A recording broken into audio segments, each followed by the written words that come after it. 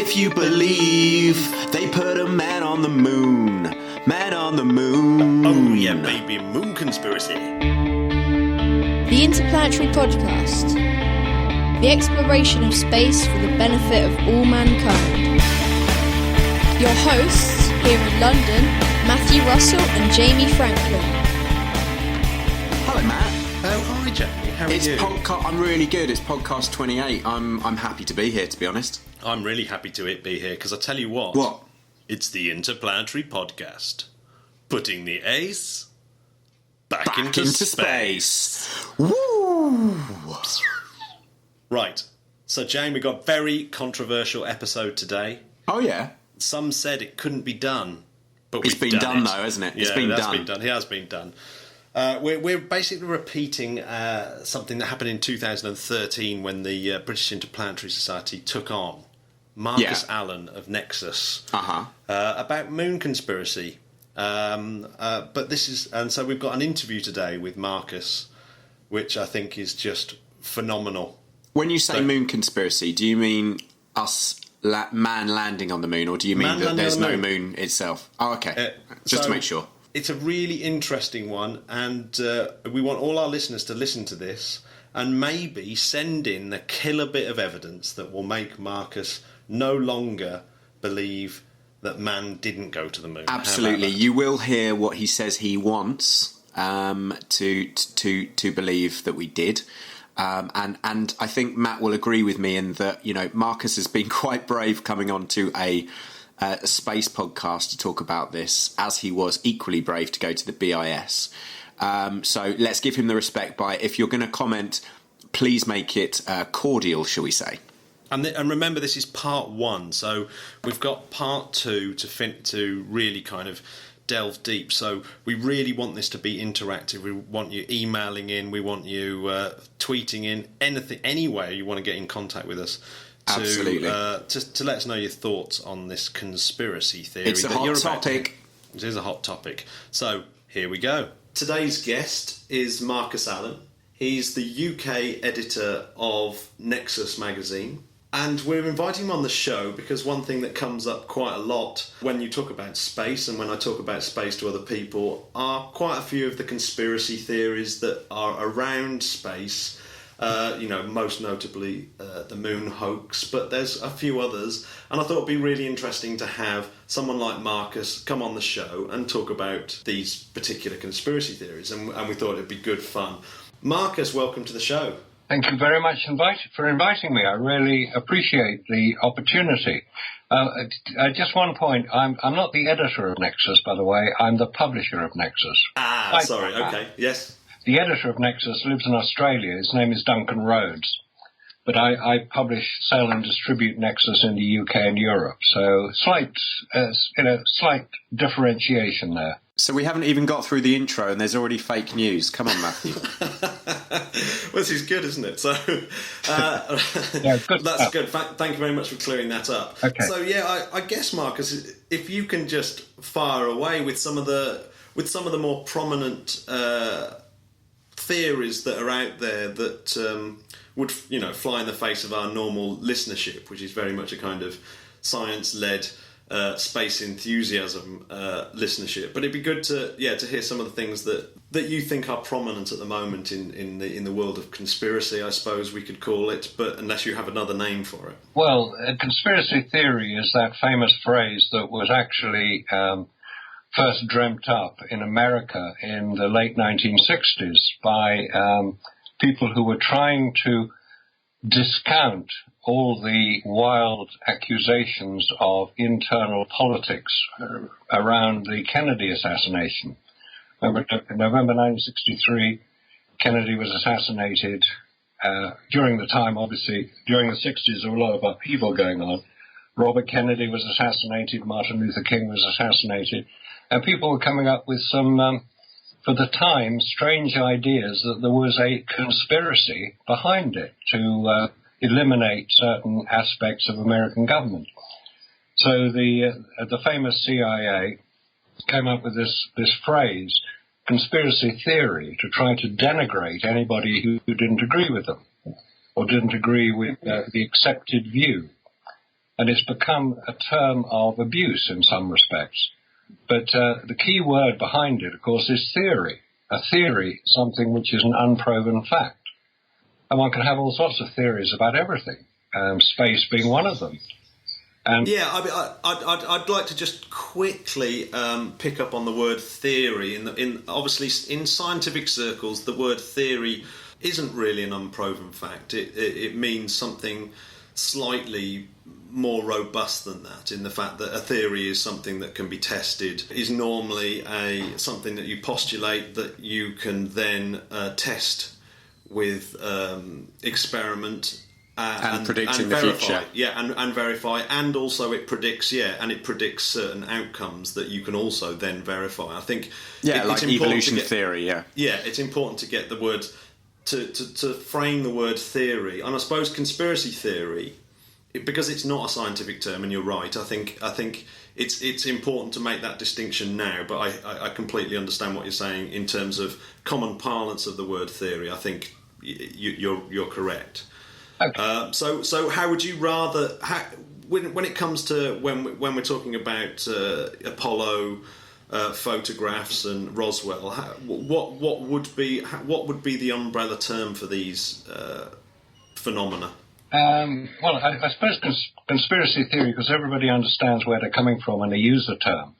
That's probably the best term to use, rather than sort of introduce some sort of investigation into fact idea, which is very confusing and puts everybody straight to sleep. Yeah, no, absolutely. And actually, there are genuine conspiracies in history. For example, the plot to kill Hitler was a conspiracy. Yeah. And I don't think there's anything wrong with the kind of term in itself. I don't think it suggests. I mean, it's basically a shorthand that everybody understands where you're coming from when you use the term.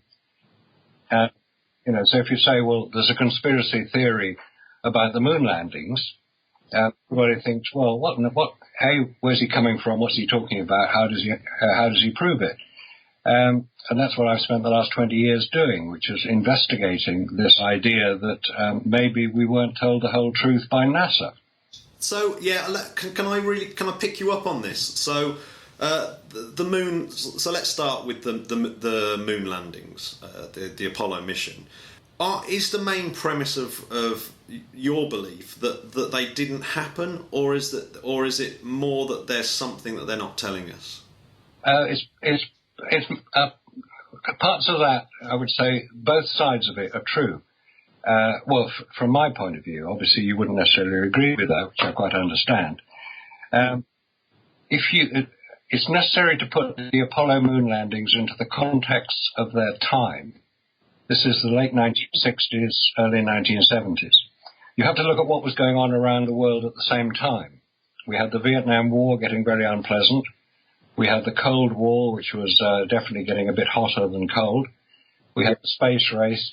There were many political events, geopolitical events, if you like, that basically involved the whole world. Now, in order to distract the American public from some of the very unpleasant things that were going on, such as the Vietnam War, there was the Apollo space program, which had been initiated by John Kennedy in May 1961, when he made his famous speech about we will land a man on the moon before the decade is out and return him safely to the Earth. It was a very dramatic and, at the time, appeared almost unachievable, because at that time no American had actually been into space, except Alan Shepard, who had gone up and come back down again. It was basically, this speech was May 1961. It's only a few months after John Kennedy was inaugurated as president. And he'd already had to experience the rather unpleasant consequences of the Bay of Pigs fiasco, where he withdrew American air cover from the invasion of Cuba to try to overthrow Castro. So things were going quite difficult for the American political establishment. They had to try to create something which would encourage people to partake in something constructive, hence the space program. As I say, at the time, nobody knew if they could do it. It was a completely unknown factor. The Russians had been particularly successful. They had been the first to the moon in 1959, and America don't have the option of coming second to anybody. So they were definitely going to try to do something dramatic, which is the American way. They do dramatic events. Landing a man on the moon was a very, very dramatic event. Then they had to work out how to do it.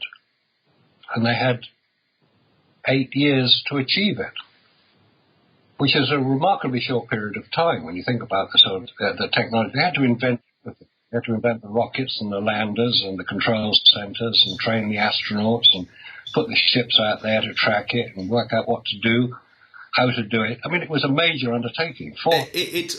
It's certainly a phenomenal achievement on that front. I mean, and as it's been pointed out quite a lot of times, it was 450,000 people were working on this project, with an enormous chunk, something like 15 to 20% of the American GDP was being spent on this project. Not quite that amount, actually. It was in 1960 terms, it was about $40 billion, the whole amount, which in modern terms is about $150 billion.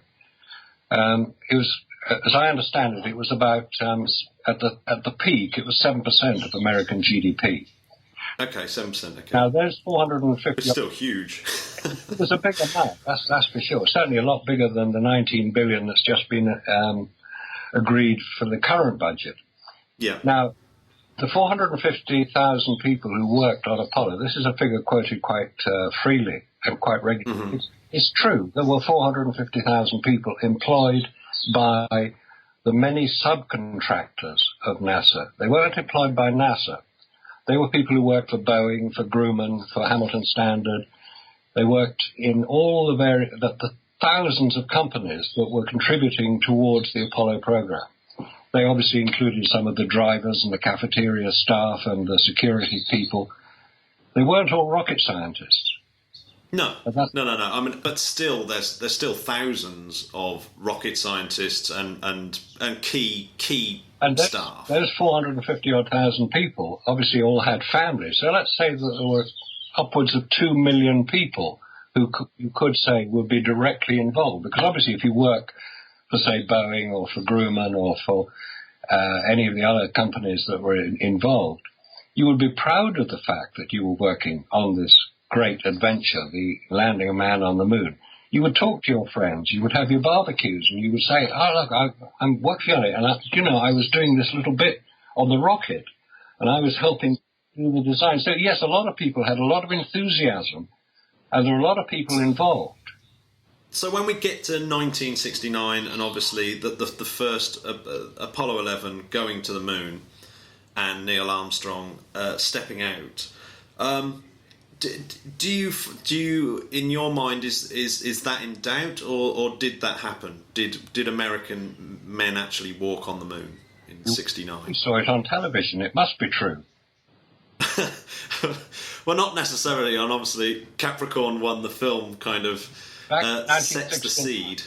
Back in 1969, we were told what to expect to see. It's one of the key points that the whole Apollo program was going to be live on television. Now, we all know that space is quite a dangerous place. It's not very friendly to humans. It's a bit cold, or it can be a bit hot. It's got all sorts of unpleasant things there. We've got to take all our own stuff with us, including our own atmosphere. How did they know they were going to succeed? Because it was live on television. Now, the one thing that would not be required is an astronaut dying live on television. How is it possible to ensure that didn't happen? Well, was there a time delay on this on the broadcast? There was possibly a 2 or 3 second time delay, but there was no obvious time delay. My contention is that a great deal of the preparation for the landing involved training and simulation, which is quite logical. It's something you would expect to happen. You know, the lunar orbiter craft had photographed the lunar surface extensively in 2 or 3 years before Apollo landed. So they knew roughly what the conditions were going to be. So these conditions would have been simulated in studios, in warehouses, quite openly. I mean, there was no secret that they were doing this. Simulators had been built of the lunar module, of the command module, and models have been made of the lunar surface, quite big models, 20 foot high model of the lunar surface, using the lunar orbiter photographs to ensure that accuracy was maintained. And these models were then photographed and filmed quite openly, so that when the astronauts were in the simulators, you could project onto a screen outside the window what it would look like as the simulator approached the lunar surface. There's nothing secret about any of this. There are films of it happening. But this is what. Okay, so I'm going to pin you down on this point now. So, are you saying that what people were seeing on television at the time was not Neil and Buzz on the moon, but a pre-recorded act, essentially, for the American people, so that they had something to go when something Neil positive for them to watch. Yes. While the astronauts go on with the mission. And if that's the case, are you then saying that Neil and Buzz weren't on the moon, or are you saying that Neil and Buzz were probably on the moon, but what we were being fed as images was not real, or the moon landings didn't happen at all? Well, my position is that the moon landings, as we saw them and as reported by NASA, were not what occurred. Okay, so can you elaborate on that point? So, are you saying that the moon landings didn't happen, or that they were different? And in which case, how different were they? What would you postulate would be how they were? I would say that it was as quoted in the film Interstellar. I don't know if you've seen the film. Yes, yeah. There's a scene at the beginning where our hero discusses his daughter's progress with his teacher. And the teacher, when questioned as to why they have replaced the science textbooks, they said, well, we have done it because we have now reported the moon landings correctly. And the quote was, they were a brilliantly executed propaganda exercise to bring about the bankruptcy of the Soviet Union, to make them manufacture useless machines, meaning space travel. Now, Interstellar was a major Hollywood film. Why was that scene included? It wasn't really part of the story. It wasn't even necessary to the main thrust of the film. It seemed a very weird statement to make. I really felt that did put that put the film in a very modern light, in the fact, for example, at the moment we have the Trump administration essentially doing a similar kind of rewriting of history around global warming, for example. And I'm sure that the film director himself, who was surrounded by extremely good scientists like Kip Thorne, wanted to make that point. He wanted to make a point that science and scientific research are not safe from ideology and the course of history. And I'm sure that was the point that he was making at that point. And I agree that it's jarring slightly to the rest of the film, but I think it does makes a point about I think global catastrophe and how it could happen if we ignore science and go down the route of alternative science and alternative news. Okay. I'm sure that's why it was in there. I'm sure it's an allegory of that. It could well be. That's a very interesting explanation. I think we should steer clear of global warming because my view... No, absolutely. I should have said this at the beginning. We shall only stick to space-related subjects because I think we could veer off in all kinds of tangents. So, Marcus, one thing I wanted to speak to you about was, I've watched quite a few of the talks that you've given over the years, and I mean, I've only been researching it for a couple of weeks since we knew you were coming on, but the one where you were talking in the BIS, was that the only time you've been surrounded by people who are kind of experts on the subject? Yes, I would say it would be, because most of the time I do it I speak in conferences where people are familiar with, shall we say, alternative views. Absolutely, and so my question is, when you heard the rebuttal from Jerry and then the question and answers, you seem to kind of not really have a reply back to them and kind of were like, okay, you've got a good point there. I mean, was there anything that you heard from them that made you change your mind at all about some of the things that you thought were hoax? To a point, yes, because there is always new information coming out. I still research it at the moment. I still try to find new information, which in fact, there's a couple of points we can bring up later, which is something which I hadn't come across before. Now, obviously, talking at the BIS, that was an interesting experience, because I fully expected that I would be shot down within about 5 minutes. When Jerry, who I'd met before the talk, I'd actually been through the whole of my talk with Jerry before we did it, about 2 weeks before. We'd right. at a coffee bar. I showed him everything I was going to show, because I wanted to be proved wrong. I wanted to be shown, well, how on earth can you say that? This is why it's so stupid, sort of thing. That didn't happen. In fact, there was a couple of points raised in the Q&A session that followed our presentations, of mine and Jerry's, where somebody actually said, you appear to be talking at cross purposes. Jerry hasn't actually refuted anything you said, because what Jerry did was to do the talk he normally does when he's talking about Apollo to school kids and conferences himself. I don't know. I did see quite a few times where he did kind of prove you wrong. Well, fair enough. I mean, I'm there to be proved wrong. Yeah, I mean, I would actually like to even drag it away from the one thing that frustrates me with this kind of analysis,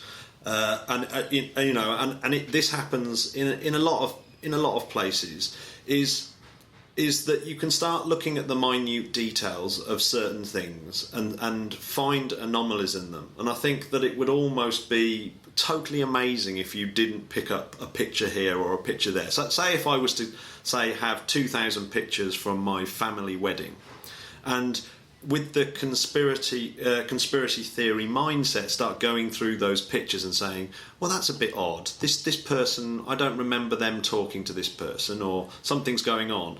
And what the point I'm trying to make is that you can start seeing cause and effect and the puppet behind pulling the strings in lots of things, because you're looking for them. And the actual reality in life is that things are very, very complicated. And the human brain likes to kind of put stories to these complications to make themselves feel as though they are in control, when we're clearly not. We're bound by such complexity that we're not in control, which kind of leads me to this point that we can keep looking at little tiny bits of evidence and saying there's something wrong here, and you go, yeah, okay, but I'd like to just quote Charlie Brooker, who was the writer of Black Mirror and a few other things. And he really he nails this for me, and here is his quote. He says, "So if my 4-year-old nephew tells me there's a magic leprechaun in the garden, I have to spend a weekend meticulously peering underneath each individual blade of grass before I can tell him he's wrong. Do I?" And clearly, no, you don't. As in, if someone says, well, this is, I've seen this, it doesn't mean that you then have to then keep meticulously going through every single piece of evidence. I think in some ways it's where Jerry and the BIS got it wrong, was to attack it at that angle, to sort of say, I'm going to try and rebut everything you say, because all that's really going to happen is that you're going to go, okay, you're going to say fair enough for some of them, and no, I don't agree with other bits, which I think is kind of what happened. Yeah. And then go away, and you can always carry on finding more and more evidence for your hypothesis, it's got us nowhere. As in, I'm sure that your experience down at the BIS, Marcus, had absolutely really no bearing on whether you were going to accept the Apollo moon landings for what they were or not. Does that make sense? Yes, it does. In fact, that sums it up very, very well, I think, covers it very neatly. Because to get into the minute detail of this photograph or that photograph or this footstep or that footstep, that's really irrelevant, actually, because, as you say, you can go into minute detail, and everybody can possibly agree or disagree on certain things. It doesn't actually answer the basic question, which you asked right at the beginning: do you believe man landed on the moon? Mm-hmm. Yeah, absolutely, yeah. Now, my point is that there are some major problems, which I usually summarize by saying it's the rockets. And just very briefly, the Saturn V rocket, the Apollo 6 mission virtually shook itself apart. Everything then worked perfectly up until Skylab, which was also a Saturn V rocket launch, which also then had a major acoustic problems, where the solar panels got quite badly damaged. So, yeah, I think that's quite a usual thing. Do you know what? I mean, acoustics is something I know a little bit about, and it's a phenomenally difficult discipline because there's so many variables and it gets out of hand very, very quickly. And I can give a very good example of where you'd think bridge builders would know how to build bridges. We've been doing it for thousands of years, but when we built the Millennium Bridge that links Tate Modern over to St Paul's Cathedral, yeah. I went on it when it was first built, and it's wobbling all over the place. And this was an acoustics problem, essentially. It's a vibrational problem. And that was solved. But it just goes to show that even if you've solved a problem once, this problem can then come back at you because you've changed something else. You've changed some of the parameters. And that's what would have happened with Saturn. I mean, it seems to me that they've changed the design parameters of the Saturn V rocket to do Skylab, and the old problem from Saturn VI has crept back up on them. And I think that's a totally...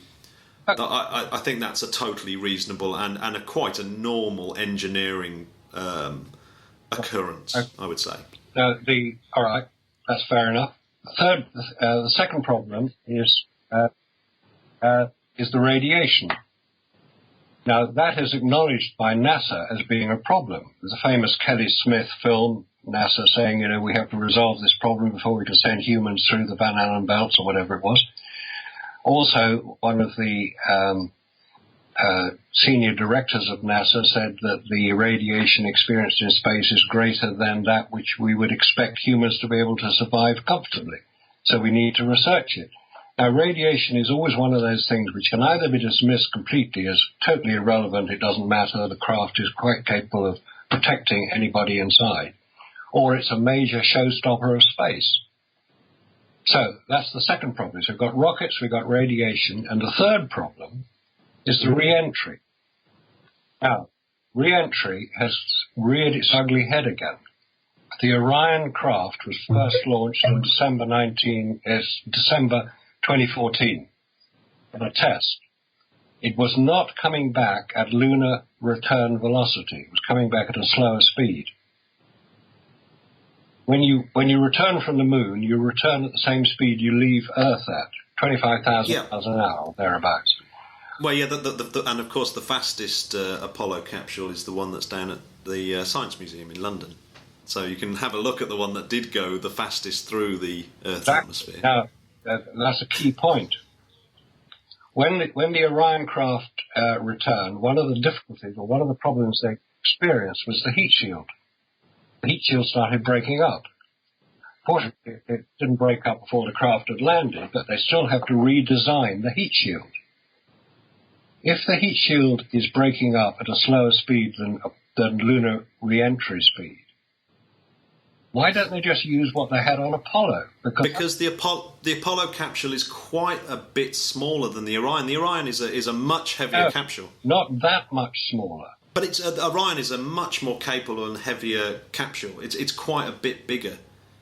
It's not not that much bigger. Now, what I'm saying is that if the Avcot heat shield material, the resin that was used on Apollo, was successfully 9 times, surely a development of that would be all that would be required to achieve it. It's not coming back any faster. It's bigger, certainly. It's 5 meters in diameter as opposed to 4 meters, which is not significantly bigger. Oh, it is significantly bigger when you consider surface area, because of the obviously it's pi r squared, so we've got a squared term in there. So there is quite a lot more resistance as it goes through the atmosphere. But we can leave this to our listeners. But does it make that much difference? Well, we can leave this to actually. This is why I wanted to make this a 2-part program, because I think that it'd be really, really great if people. I know that there are people out there who listen to the show who are really, really up on this stuff, and so yes, any of these questions, and we can get those answers in and then readdress these, because actually, Matt, that's a good point. I was going to ask Marcus. Marcus, what would be? Let's throw this out there. What would be the thing that would make you change your mind significantly? Would it be a group of all the things you've mentioned to be completely proven the other way, or would it be one single piece of evidence that would make you go, okay, hands up, I'm wrong about that? What would it take? It would take independently verifiable proof that something on the lunar surface was placed there by humans. Not by robotic craft. We know robotic craft can land and take off from the moon, because the Russians did that with Lunokhod. But hasn't that happened with Chinese and European probes? Okay, let's talk about those famous photographs taken by the Lunar Reconnaissance Orbiter showing the Apollo landing sites. Right. We've seen the pictures. They are absolutely appalling photographs. They're very bad Photoshop. You can prove they're Photoshop because if you take them apart, you can see it. Now, you've used Google Earth. I've used Google Earth. Everybody uses Google Earth. You always have a look at your own house. I've looked at my own house with a car parked outside. I know my car's got a sunroof, and I can see it on the Google Earth pictures of my car. Those were taken 250 miles above the Earth through the Earth's atmosphere, which is a bit dirty. I can see something about 2 foot square, quite distinctly. The Lunar Reconnaissance Orbiter photographs were taken 60 miles above the lunar surface through the vacuum of space, and they show absolutely nothing except a blob. It's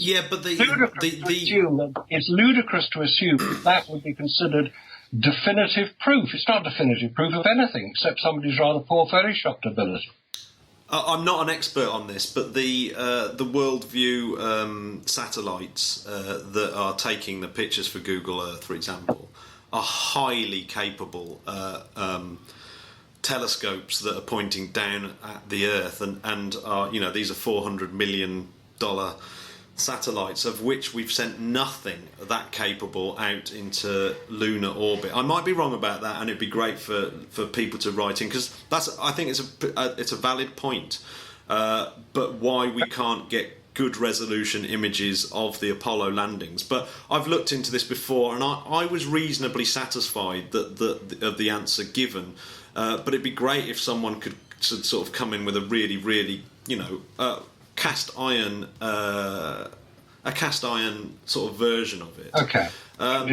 If I'm right in saying, you're saying that man didn't go to the moon, and that we may have sent some robotic missions, but man himself hasn't walked on the moon. That's my point. Yes, because that is your point. Because I don't see the evidence for it. You say there is evidence for it. I say the evidence could have been manufactured. It could have been. Okay. Whether it was or not is what we're discussing. It's possible that it was fabricated. Hollywood has remarkable ability to present information. We mentioned Interstellar.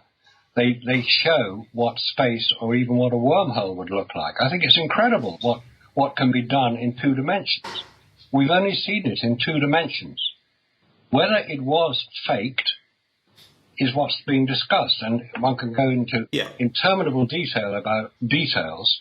So So I think Jamie's really trying to get this point over, that what would be our killer piece of evidence that would make you accept, okay, we did actually, we obviously did go to the moon. What would be it? Because like we said, we can keep finding tiny bits of evidence that may sow doubt. But what about the killer piece of evidence that would kill it off altogether? It's more or less what I just said, that it's independently verifiable photographic evidence. This is part of Google X Prize, I believe, which is to land on the moon and move, 500 meters and take some photographs, high-definition photographs, to show that something was placed on the lunar surface by man, not by robotic craft, as I said earlier. But unfortunately, we'd be in the position, wouldn't we, where the X Prize rover will land, and maybe if it lands near enough to the Apollo landing sites or one of them, take photos, and takes a picture of the bottom of the LEM, then that doesn't really prove anything, because I can clearly see now that what would happen is say, well, yes, that was robotically landed there. How are we going to? Why would you not then, Marcus, say that those photographs were faked or doctored?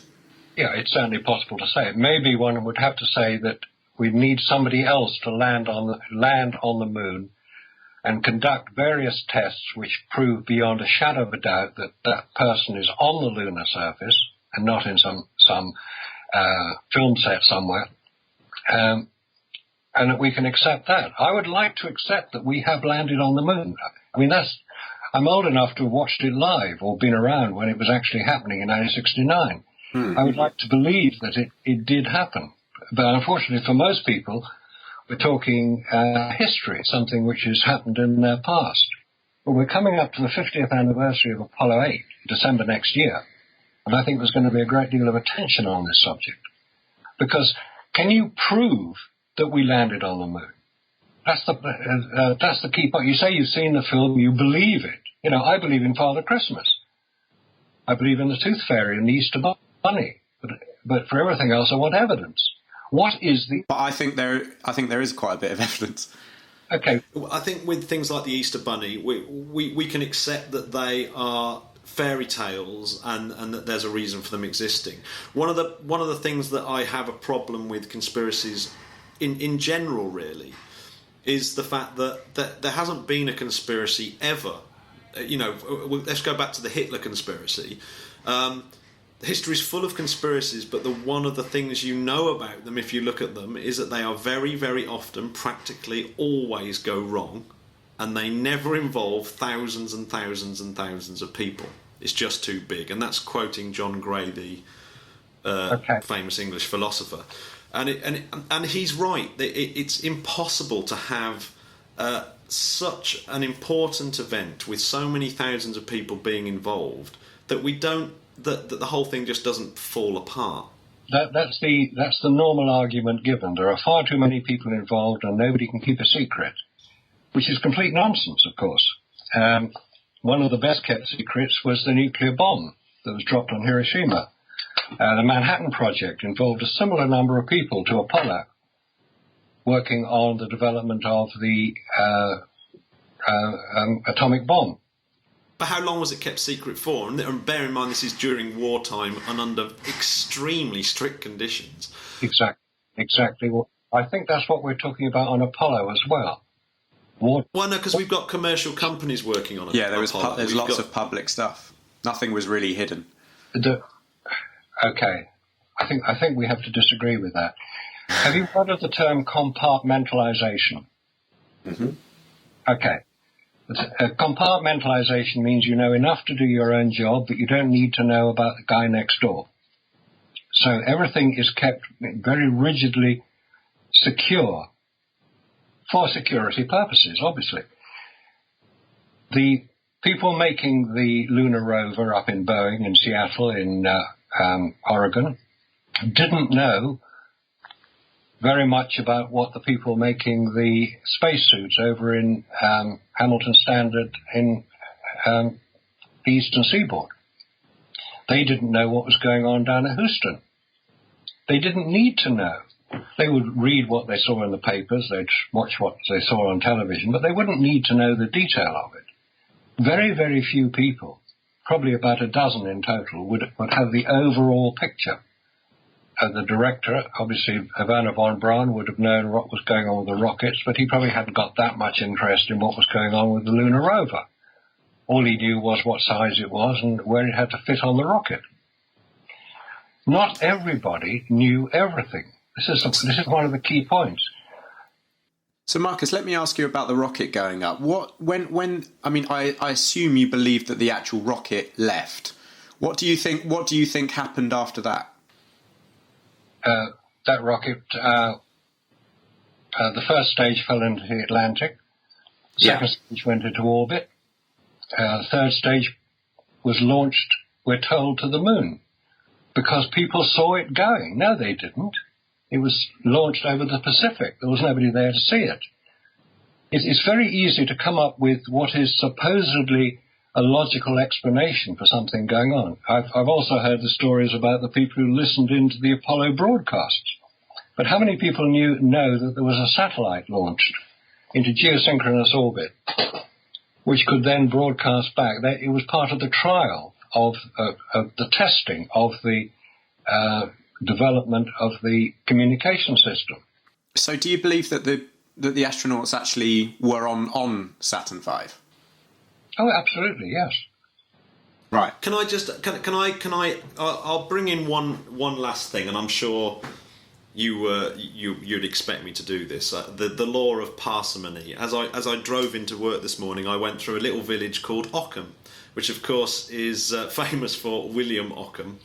And so I'd be remiss if I didn't bring up, of course, Occam's razor, which is really to sort of have a look at this and say, well, what is the simplest explanation for all the photos on the moon, all the rockets that have been built, all the documentation, all the science, all the moon rocks that are in laboratories, all the documentation, all the people that worked on it, all the museums, everything? What is the simplest explanation for this immense pile of not evidence but artifacts? What is the simplest explanation? Is it that man went to the moon, or that it was a conspiracy that man went to the moon? And I would say that if you applied Occam's razor or the law of parsimony, that you would have a real job to say that the simplest answer to this is not that we actually did go to the moon. I would expect, because everything else was, everything else seems to be very, very complicated and require many more steps for it to be true. Or many fewer steps to be true, because if you pre-recorded the whole thing, all you have to do is use an IBM 360 computer, which was one of the first installed was at Houston. That's what you do. It's the way news broadcasts are done today. You collect all these various aspects of it and put them out when you say you're going to put them out. It's not a problem. That's one of the simplest explanations. As to the 32,000 photographs that were taken on Apollo, that's very simple to do. I mean, it's more or less the number of photographs taken during any major film production. Stills photographers wandering around taking photographs. Well, Marcus, why? Just another thought that's just come into my head. If we didn't go to the moon, why would they bother to do it another 6 times? Because they got all the equipment, and there would be many more questions asked if the equipment wasn't subsequently used. Nixon, who was president at the time of the landings, cancelled the final 3 Apollo missions, 18, 19, and 20. And that's what was used for Skylab and the Apollo-Soyuz link-up. They had to use the rockets. Whether they decided that they'd done enough and people were just getting bored with it, which is quite likely. I mean, reruns of I Love Lucy would seem to be of greater importance to the American public than seeing people landing on the moon. Interesting. Was there anyone like yourself, Marcus, at the time in 1969 who questioned it like you did? And if there was, were they convinced with the later launches? I don't know. In fact, probably the best-known person who questioned it was somebody that Bill Clinton mentions in his biography, where he talked to his gardener. I think it was his gardener saying, and then Bill Clinton saying, "Oh, look, they've landed man on the moon." And his gardener said, "Oh, I don't believe any of them television chaps. That's ridiculous." It was one of the first people questioning it. People did question it. I didn't question it until about 20, 25 years ago. When I heard somebody mention it almost in an offhand way, saying, "Oh, no, those photographs taken on the moon, they weren't taken there." I thought, I'll investigate it. I was trained as a photographer, so I know about the cameras. I know about the film. Because to many people today, don't forget that digital cameras are the only thing that they're familiar with. All these photographs we're talking about are films, taken on photographic film, which which works completely differently. It's a digital. And I've seen people try to recreate some of these Apollo photographs using digital equipment. And I think, what nonsense is that? The two are completely different. You can't get a comparison. So you've got all these anomalies coming in, and people don't. Marcus, we've unfortunately we're running out of time to do this has been absolutely fascinating, Marcus. Thank you very much. Thank you very much for coming on. We know it's not an easy thing. We are going to have to cut it short, or else I'll have an editing job nightmare. And we try and keep these things to 30 minutes, an hour long. So this show's undoubtedly going to be an hour long. I think we've got a lot to talk about and a lot for our listeners to go away and think about as well. It's been really fascinating. Well, I'm stuff. Delighted to you've invited me. Thank you very much for doing so. I hope it's been of interest and of use. I've learned something as well. It's been really, really interesting, and as we said earlier, I admire your tenacity to come on to places like this when you kind of know what you're going to expect. So I appreciate that. I respect that. Politeness and general goodwill is the best thing. Thank you. Absolutely. Yeah. Well, if only the rest of the world ran like that, it'd be great, wouldn't it? Thank you very much, Marcus, for coming on, and we'll speak again soon, I'm sure. And if I don't, I'll probably see you at the BIS event next week, where we're showing the Last Man on the Moon film, I believe. So if I see you there, we can have a nice pint together. And if not, we'll probably have part 2 of this in a couple of weeks' time, if that's okay. Yeah, delighted. Let's get the good questions in, the hard ones. Let's get the hard ones in, absolutely, and I can send them over to you, and we'll deal with them on the next broadcast. Thank you very much, Marcus, and I'll speak to you soon. Thanks, Jamie. Thanks, Marcus. Bye. Bye. I really enjoyed that, and it's and as we said before, everyone's allowed their own views, and that's he's a lovely bloke. He's a lovely chap. I definitely think very differently, but he knows a lot of stuff, doesn't he? God, he knows way more about space than I do. He knows it in very, very peculiar, really peculiar detail, doesn't he? It's incredible. He's all over it. Absolutely, and you would have to back up some of his claims, which, as we said before, we definitely don't agree on, and that's all right. That's fine. No one's getting hurt. No one's getting hurt here. But it's good to talk about these things, and we'd love your responses. So as Matt said in the beginning of the show, please tweet in, email in, check us out on our Facebook page, and leave a comment. We'd love to know what you think. And I shall be marching for science on April the 22nd to make amends for having Marcus on the show. Okay. So, you know me, Jamie. I never march for nothing. Yeah, that's true. I tell you what, what is it good for? Absolutely. Say it again.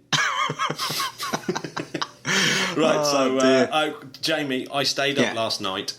After buzzing about interviewing Marcus, I then stayed up and watched, I think, one of the most historical moments in spaceflight history. Was it when I got my NASA T-shirt? It was when you got your NASA T-shirt. I was wearing my ESA T-shirt that I've recently purchased for myself, which I'm really proud of. What a couple of geeks. No wonder we've got no other friends. It was SpaceX managed to relaunch a reused rocket booster, Falcon 9. So, Falcon 9. Yeah, wow. flying again after it's flown already, and then they managed to land the thing back on the barge again. So now it can be reused twice. And I actually completely forgot that they were actually launching a satellite. So when the picture of the satellite actually being deployed, I watched it live. It was mind blowing. It's actually mind blowing. Incredible, So and good. The camera footage was brilliant. Well, the camera footage was good of the actual rocket, but when it came to the landing, we had a bit of a disappointment there, I think. Right. In fact, that may go... you know what? We'll probably, in 50 years' time, be having a conversation with Marcus about how that never happened and how convenient it was that the that the camera stopped working. Oh yeah, we're looking at things differently now, Matt. Yeah, I know. Oh my God, I'm turning into one of them. So, but the one thing I haven't, we'll deal with this next week. We'll have a proper episode on the SpaceX achievement, because one thing I haven't been able to find out yet is whether they were also going to try and experimentally bring the fairings back as well, and I don't know whether that happened because of all the sort of furore around this. I tell you what, and this morning I woke up and I dreary-eyed over my bowl of muesli, looking at the morning telly, BBC News. It's a big enough space event that it actually made it onto the news, which I suppose we should be grateful. Absolutely. But then the way that it was reported, it was kind of like this: oh yeah, some Californian entrepreneurs got a second-hand rocket up into space. I mean, I can't see the point. Essentially, is what the newsreader said. He goes, do you want a second-hand rocket? He goes, I'm not going to fly up on a second-hand rocket. And then they were just like, that was their kind of comment on it. And it's like, I love the way they say BBC. second-hand, like you're buying an old telly that might not work. God, it's embarrassing. No, it's ridiculous. Yeah, but they need to come. We need to interview them. But Elon Musk was, of course, on the live webcast, and he was looking very, very happy and smug with himself. He was, as he should be. Drink. So Jeff Bezos, not to be outdone this week, of course. Oh yeah, JB. What's he up to? JB. He gave us all a sneak peek of his Blue Origin crew capsule that everyone's going to be flying up in. Euphemism or no? No, euphemism. Sorry. Jamie. I haven't done that. I haven't done them in a while. Give me this one. Oh, okay, I'll let you have that. I might sneak that one in. So, and that's not a euphemism. I was going to say, stop making it worse. Oh dear. And also, yesterday was a great day for astronaut Peggy Whitson. Peggy. So, let me get this right. She is now the most spacewalked woman with 8 times, is it? Yeah, exactly right. Yep. Amazing. And good work, Peggy. Peggy.